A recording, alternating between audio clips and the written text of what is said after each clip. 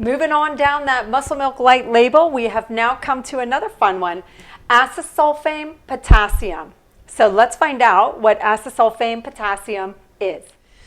Acesulfame potassium is another one we want to look out for. This is an artificial sweetener, and this one could be very close to aspartame. We're going to talk about that in a moment. But it is an artificial sweetener. Goes under the names of Sunnet and Sweet One. It is more than 200 times sweeter than sugar, so they can use a lot less of it. So it keeps the amount of calories and carbs low in food products. So people are looking at carbs and calories. So this particular product will keep those low numbers, but they combine it with other artificial sweeteners so that it'll taste sweeter. Sodas, frozen desserts, candies, drink, baked goods, chewing gums, things like that, sauces, yogurts.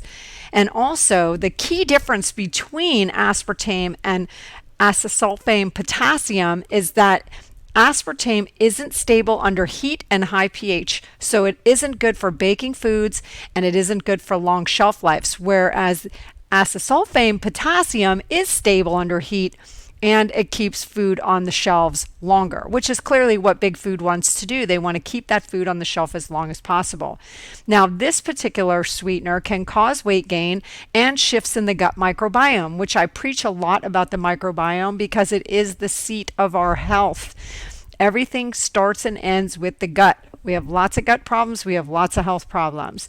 So it is a synthetic sweetener, but it has been linked to cancer in rodent studies. So keep an eye out for acesulfame potassium on your labels. Now you know that acesulfame potassium is very similar to aspartame or aspartamine or whatever you want to call it. And it's also much sweeter than sugar, can actually cause weight gain. We don't like the cancer part.